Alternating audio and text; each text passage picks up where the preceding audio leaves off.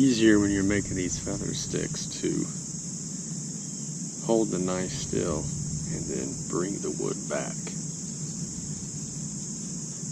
Instead of going like this, you go like this.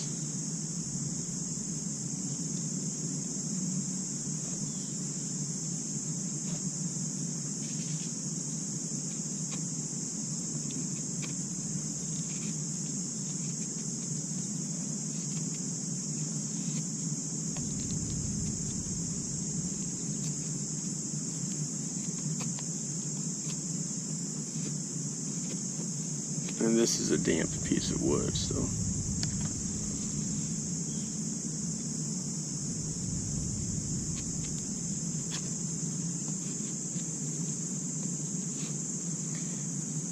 and feather sticks are good for when you're trying to start a fire and your wood is wet.